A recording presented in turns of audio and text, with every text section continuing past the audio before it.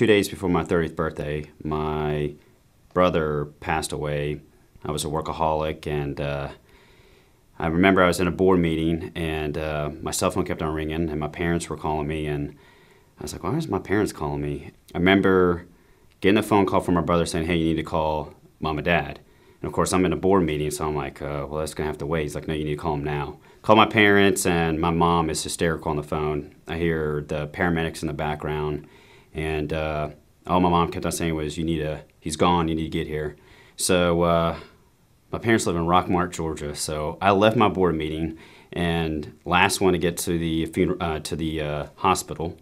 And all I remember is being last one there. Business was the focus of my life, and I was really angry. It was probably the most upset I've ever been. He was very talented with music, but he had an addiction, and it was marijuana. So I was like his older mentor, I guess the guy that he would look up to.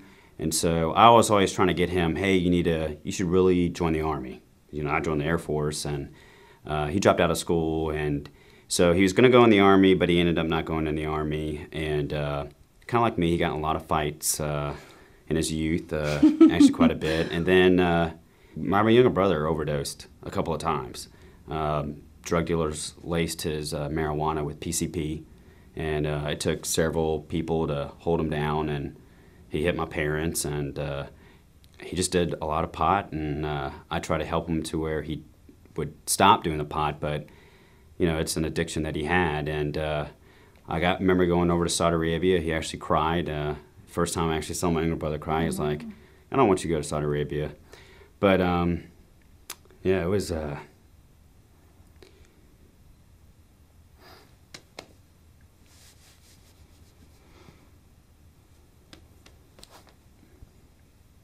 gonna take a break. You're good. Sorry. That's okay.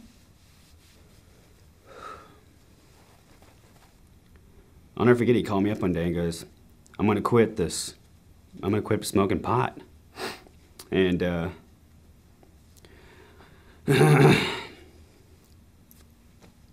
And he did. yeah. And he did. And I told him that I would pay for a vacation for him. He never went on a vacation. And we were 3 months in, and that's when I got the call that he had passed away. He had a pulmonary embolism, which is what happens is in your leg, it starts off as an aneurysm, and it's in the vein that takes it back to the heart. And then once it gets to the heart, it disperses it to the lungs. And so basically what happens is it bursts in his lungs. And he actually had more than one. He had several of them, didn't he? Yeah, he had 6. Yeah. And he had some already sitting in his calf ready to make it up to his heart. So luckily God, took my brother fast. Yeah. But I will say, back to, so even during this rage, I still, of course, loved God. I was just really pissed. I went through an anger phase. I went to Jen's house, or her apartment, I should say, and I remember sitting outside your apartment, your patio, saying, I'll never forget, I was like, I will never have a relationship with God ever again. I was so mad. And so upset, was really distraught what I wanted to do. And Jen actually was like, we need to find a church. I think it would be really good, and we need to find a church. And so we were going up 575. She goes, look at that sign. And the sign, it says we party on Sundays. I'm like, what does that mean? I'm like, we got to find out. It was the Sunday. It was the 4th of July. So I remember going inside, and Jen and I talking, and we got those little glow sticks, and we both looked at each other like, whoa, what's this all about?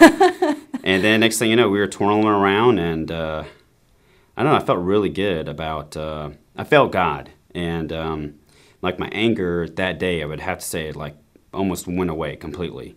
And then we came that following Sunday, and the music, well, I mean, it like moved me.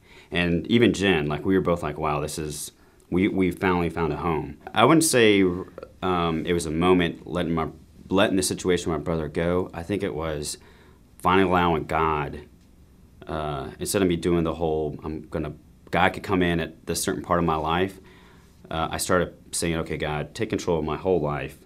And I don't know. I think it's been a gradual. Actually, I would say I think it was the second Wednesday class I had with you, your class, and I remember talking about the Bible, and I'm like, okay, wait a minute. I'm the business guy here, and it's got to be. I'm very fact driven, and I told Jen that night. I felt like this overwhelming, I don't know, like tingly sensation. You know, I know they say it's the Holy Spirit, but I was like, whoa, that's weird. And it's the first time I actually can. I think that's when my heart actually started to soften. To come to where I'm at today, even just in my relationship with Jen, it's no longer business first. It's really, my love, and it's only. I think God has actually showed me, hey, look, you can lose your younger brother, and literally, if you allow me, God, to come into your life, everything will change. But you have to open up your heart. Mm-hmm. And this church has definitely allowed me to open up my heart. I even look back at it right now and go, at least God showed me who my brother is, sober, no marijuana in his body, and also me putting I learned, because I could, right then and there I realized I could pass away anytime too, and my life is not where it needs to be.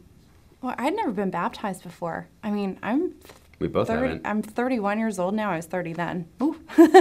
But I had never been baptized before. I had never, everybody's like, oh, I was born again on this date. And I'm like, I don't have that. This is not good. This is not good. And so, as we learned these things in classes and stuff like that, I was like, I just felt convicted to do it. I was like, this is something I'm doing.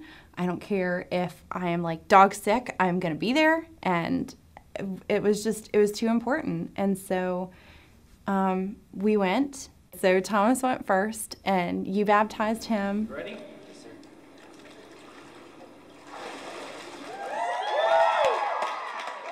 And then he stayed in the water, and then you baptized me, and then we got to get out together. And it was so weird because, it's just like we were starting to understand the way that God puts things on you and like feelings that he puts in your heart.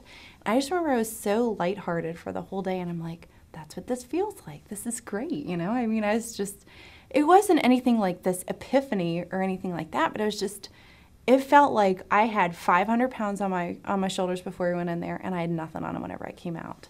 So that was the coolest feeling. Yeah, we wanted to, commit our lives to God, mm-hmm. and the best way to do it, for just even in the Bible, is to not only believe in Jesus Christ but to get baptized.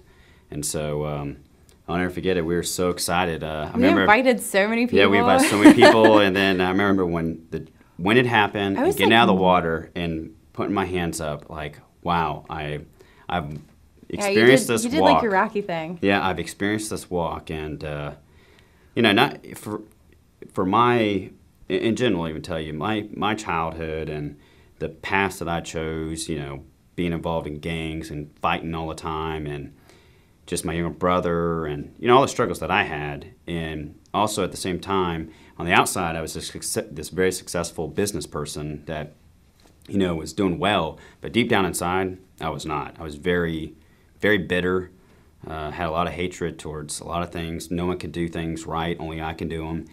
If I could go from being this hard-hearted person who cared nothing about, the only thing he cared about was money and success, to where I'm at today. Oh, yeah. I mean, 15 months.